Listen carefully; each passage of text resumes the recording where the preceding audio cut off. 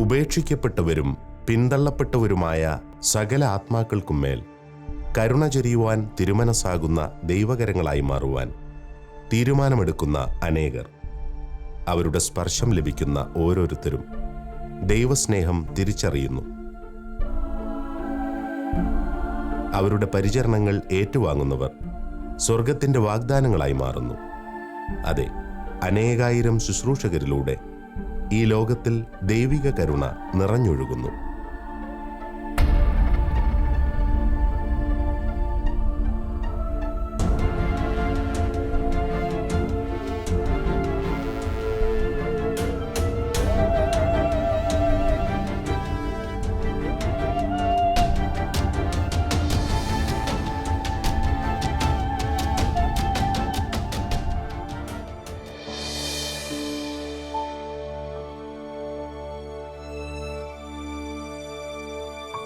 ഒരു നൂറ്റാണ്ട് കാലത്തേക്ക് ദൈവം ഭൂമിയിലേക്ക് അയച്ച സുവർണ താരകമായിരുന്നു ബഹുമാനപ്പെട്ട അബ്രഹാം കൈപ്പൻപ്ലാക്കിലച്ചൻ.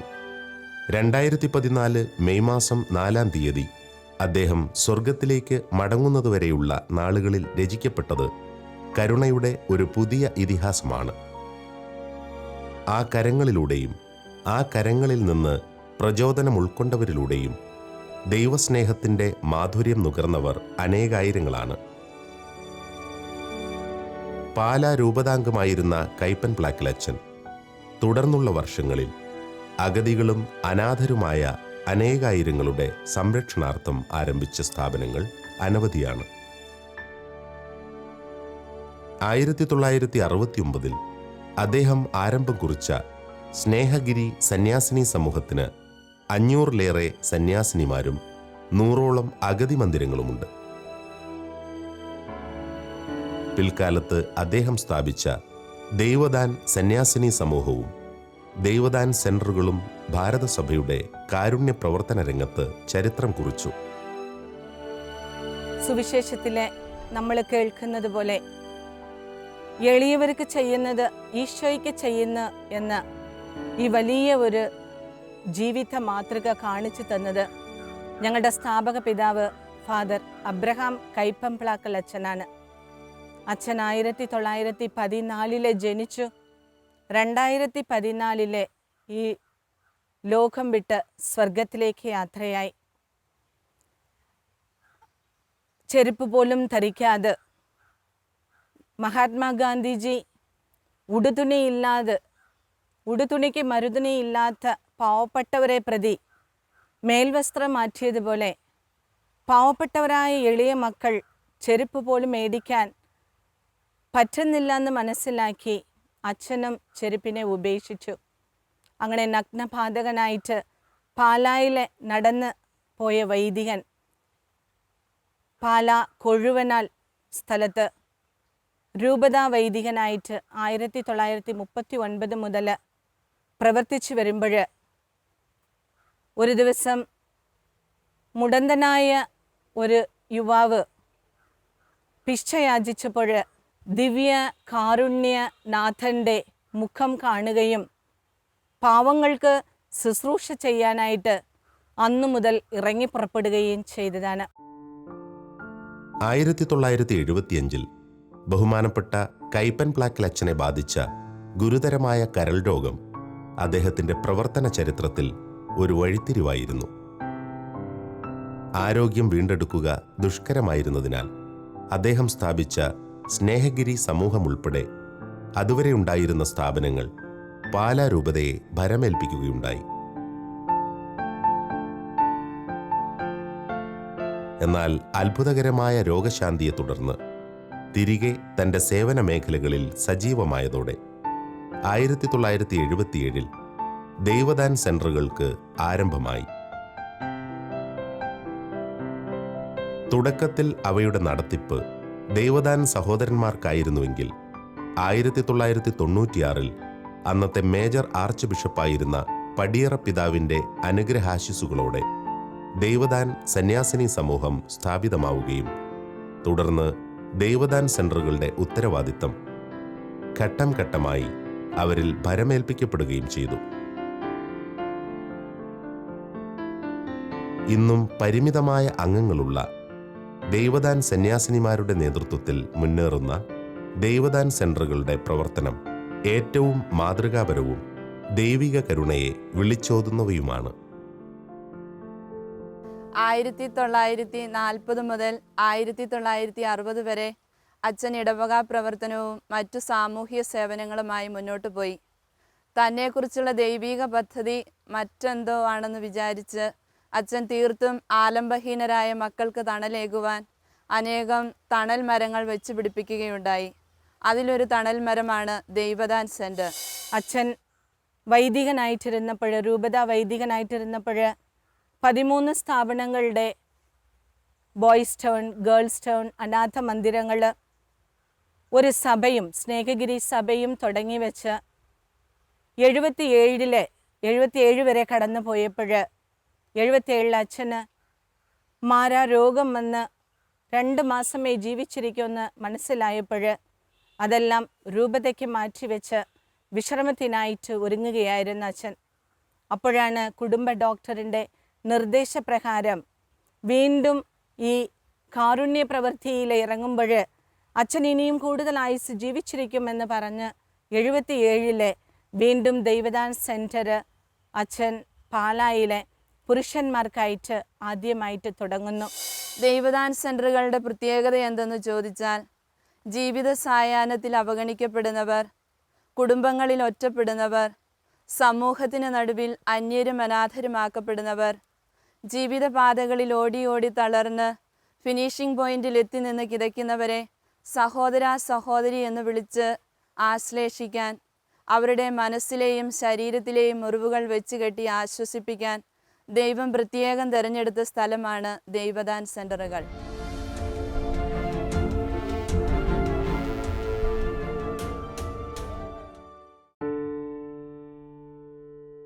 ആയിരത്തി 1982 കണ്ണൂർ ജില്ലയിൽ കോളയാട് ദൈവദാൻ സെന്റർ സ്ഥാപിക്കപ്പെടുന്നത്. ബഹുമാനപ്പെട്ട കൈപ്പൻ പ്ലാക്കലച്ചൻ്റെ കാരുണ്യ പ്രവർത്തനങ്ങളിൽ ആകൃഷ്ടരായ സഹോദരന്മാരുടെ നേതൃത്വത്തിലായിരുന്നു ആരംഭം.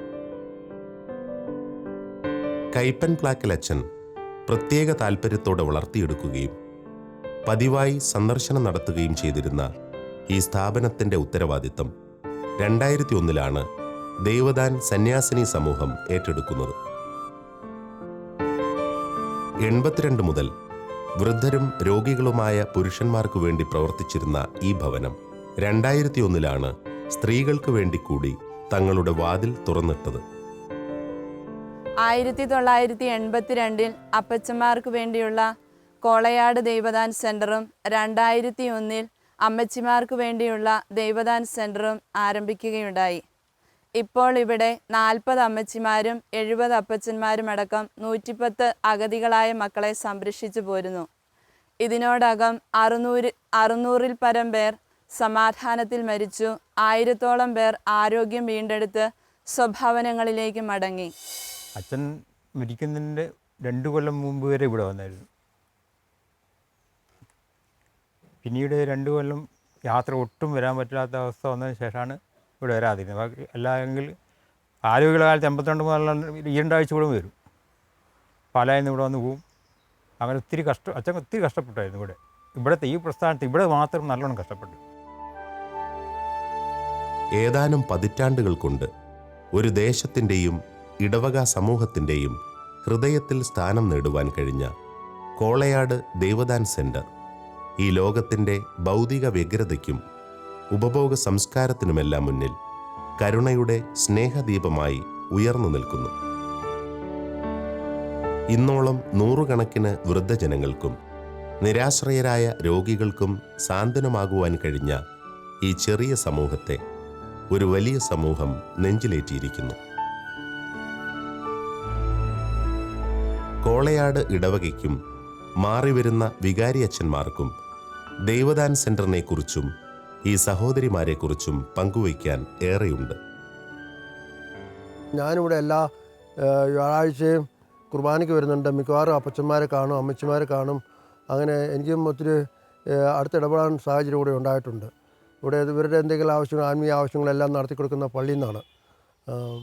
അങ്ങനെ എല്ലാ തരത്തിലും പള്ളിയും ഈ സ്ഥാപനവും ഒക്കെ ആയിട്ട് വളരെ അടുത്ത് നല്ല ഐക്യത്തിൽ മാതൃകാപരമായിട്ടെന്ന് വേണമെങ്കിൽ പറയാം കൊണ്ടുപോകുന്നൊരു സ്ഥാപനമാണിത്.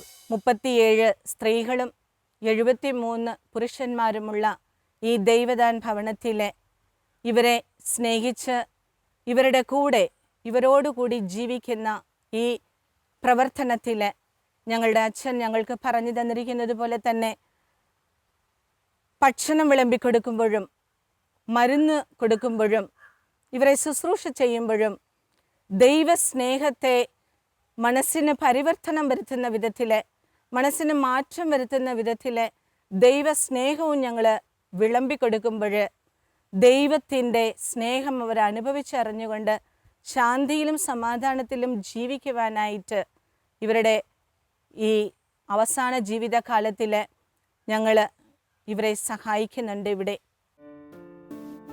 താരതമ്യേന കുറഞ്ഞ അംഗസംഖ്യയുള്ള ദൈവദാൻ സന്യാസിനി സമൂഹത്തിലെ കേവലം 4 അംഗങ്ങൾ മാത്രമാണ് 110ഓളം വരുന്ന വൃദ്ധജനങ്ങളെയും രോഗികളെയും പരിപാലിക്കുവാനായി ഇവിടെയുള്ളത്. എങ്കിലും ഒരു കുറവുമില്ലാതെ തികഞ്ഞ സ്നേഹാനുഭവത്തിൽ ഓരോ ദിവസത്തിൻ്റെയും അന്ത്യത്തിൽ വിശ്രമിക്കുവാൻ ഇവിടുത്തെ ഓരോ ആത്മാക്കൾക്കും കഴിയുന്നു. തങ്ങളാൽ കഴിയുന്ന സഹായത്തിന് സന്നദ്ധരായ ചില അന്തേവാസികളെ ഒഴിച്ചാൽ എല്ലാ ജോലികളും സ്വയം ചെയ്തുകൊണ്ട് തങ്ങളെ ദൈവം ഭരമേൽപ്പിച്ചിരിക്കുന്ന അപ്പച്ചന്മാരെയും അമ്മച്ചിമാരെയും ജാതിമത ഭേദമന്യേ സ്വന്തമായി കണ്ട് സ്നേഹിക്കുന്നതിൽ ഈ സന്യാസിനിമാർ സ്വർഗീയമായ സന്തോഷം കണ്ടെത്തുന്നു. ഇവിടെ എല്ലാം സൗജന്യമാണ്. ഭക്ഷണവും വസ്ത്രവും മരുന്നും എല്ലാം. ഇവിടെ ഭക്ഷണം പാകം ചെയ്യുന്നതും വിളമ്പിക്കൊടുക്കുന്നതും മരണാസന്നർക്ക് കാവലിരിക്കുന്നതും ശവപ്പെട്ടി നിർമ്മിക്കുന്നതും ശവമഞ്ചം ഒരുക്കുന്നതും അത് സിമിത്തേരിയിലേക്ക് കൊണ്ടുപോകുന്നതും സിസ്റ്റേഴ്സ് തന്നെ. ഇവിടെ പണക്കാരോ ഭിക്ഷക്കാരോ ഇല്ല, തൊഴിലാളികളോ ജോലിക്കാരോ ഇല്ല, ഹിന്ദുക്കളോ മുസ്ലിമുകളോ ക്രിസ്ത്യാനികളോ ഇല്ല. എല്ലാം മനുഷ്യർ മാത്രം. അവർ പരസ്പരം സ്നേഹിക്കുന്നു, സഹായിക്കുന്നു. തീർത്തും ദരിദ്രരും നിരാലംബരുമായവരാണ് ദൈവദാനിലെ അന്തേവാസികൾ. ഇവിടെ രോഗികളുണ്ട്, മരണാസന്നരുണ്ട്, കണ്ണ് കാണാനും ചെവി കേൾക്കാനും പറ്റാത്തവരുണ്ട്, മന്ദബുദ്ധികളും മാനസിക രോഗികളുമുണ്ട്. ഇവിടെ ആർക്കും ഒന്നിനും ഒരു കുറവായി അനുഭവപ്പെടുന്നില്ല. ഇവിടുത്തെ ഒരു പ്രത്യേകത വളരെ ഇവർ ശ്രദ്ധിക്കേണ്ടതാണ്. അപ്പാമാരി അമ്മാവൻ വളരെയേറെ ശ്രദ്ധിച്ച് സ്നേഹിച്ച് കൊണ്ടുപോകുന്നുണ്ട്. പൊതുവേ ഇവിടെ അടുത്ത് പല സ്ഥലത്തെ കാണുന്നതിനെക്കാട്ടും കുറച്ചും കൂടി നന്നായിട്ട് പോകുന്നത്, നന്നായിട്ട് കൊണ്ടു നടക്കുന്നുണ്ട്. ഒത്തിരി കഷ്ടപ്പെടുന്നുണ്ട്.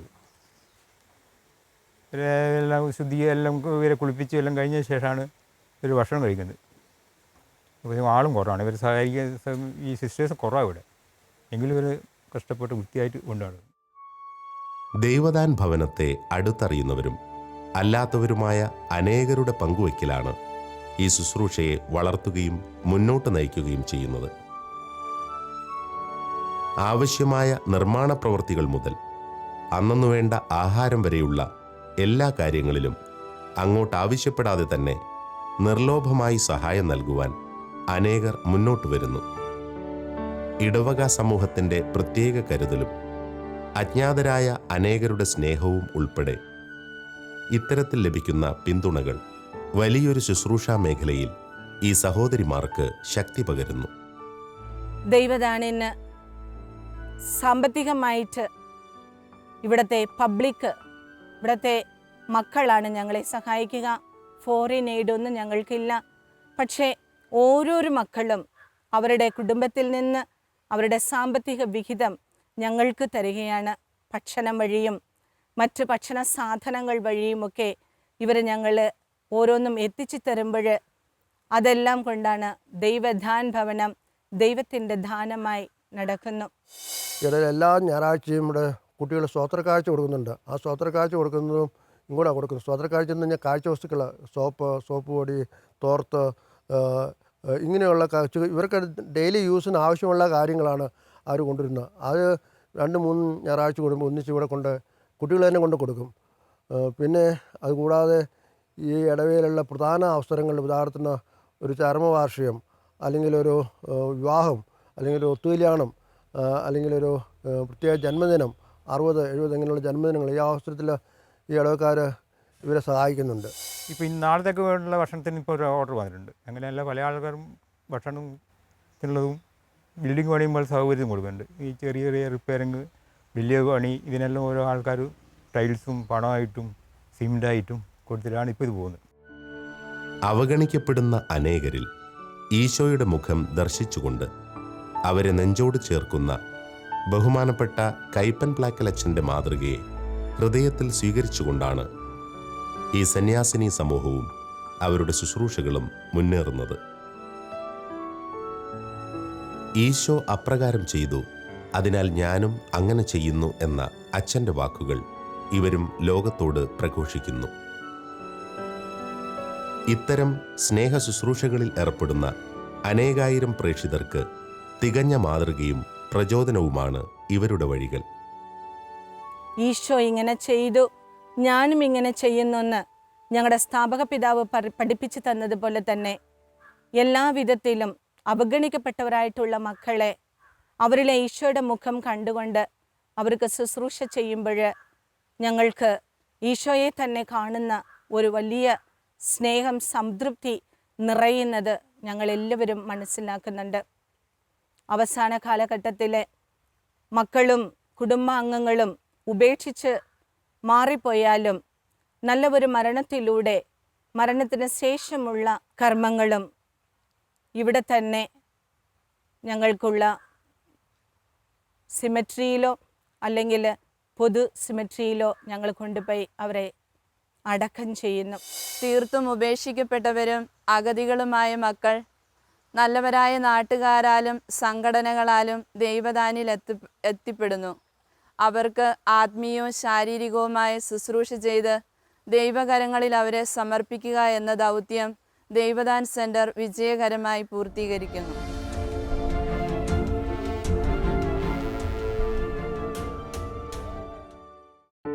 തിരുസഭയുമായുള്ള ബന്ധത്തിലും ഈ സ്നേഹഭവനത്തിൽ അഭയം തേടിയെത്തുന്നവരെ തികഞ്ഞ ദൈവസ്നേഹത്തിൻ്റെ തണലിൽ പരിപാലിക്കുന്നതിലും തീഷ്ണത പുലർത്തുന്ന ഈ സന്യാസിനി സമൂഹത്തിന് ഇടവക സമൂഹം മുതൽ തലശ്ശേരി രൂപതാ നേതൃത്വം വരെ ഉറച്ച പിന്തുണയും പ്രോത്സാഹനവുമാണ് നൽകി വരുന്നത്. തികച്ചും ദൈവനിയോഗിതമായ തങ്ങളുടെ ദൗത്യത്തിൽ അനുദിനം അഭിവൃദ്ധി പ്രാപിക്കുവാൻ ഈ ഐക്യവും ദൃഢചിത്തതയും ഇവരെ ശക്തരാക്കുന്നു. ഈ ഭവനത്തിൻ്റെ ആധ്യാത്മിക കാര്യങ്ങളിൽ ഇവിടുത്തെ ബഹുമാനപ്പെട്ട വികാരി റവറൻ ഫാദർ ജോസഫ് കണ്ണാത്തുകുഴി എല്ലാ കാര്യങ്ങളിലും ഞങ്ങളെ സഹായിച്ചു വരുന്നു. അതുപോലെ തന്നെ ഇടവകയിലുള്ള സഹായവും വളരെ എടുത്തു പറയത്തക്കതാണ്. എന്താവശ്യം പറഞ്ഞാലും ഉടൻ തന്നെ അവർ ഞങ്ങളുടെ കാര്യങ്ങളിൽ ശ്രദ്ധ പതിപ്പിച്ച് അതെല്ലാം ഞങ്ങൾക്ക് ചെയ്തു തരാറുണ്ട്. അതുപോലെ തന്നെ രൂപതയിൽ നിന്നും ഞങ്ങളെ വലിയ കരുതലോടെയും സ്നേഹത്തോടെയും കൂടിയാണ് നോക്കിക്കാണുന്നത്. ദൈവിക കരുണയുടെ വറ്റാത്ത നീരുറവയൊരുക്കാൻ ദൈവം നിശ്ചയിച്ച ഒരു ഭവനം നിരാലംബരും രോഗികളുമായ അനേകർക്ക് സാന്ത്വനവും അഭയവും നൽകി ഭൗതിക ലോകത്തിനു മുന്നിൽ ദൈവസ്നേഹത്തിൻ്റെ ഉജ്ജ്വല ദീപമായി മാറി സ്വർഗീയ പ്രഭ പരത്തുന്ന ഈ സമൂഹം സകലർക്കും മാതൃകയായി ഇവിടെ ഉയർന്നു നിൽക്കുന്നു.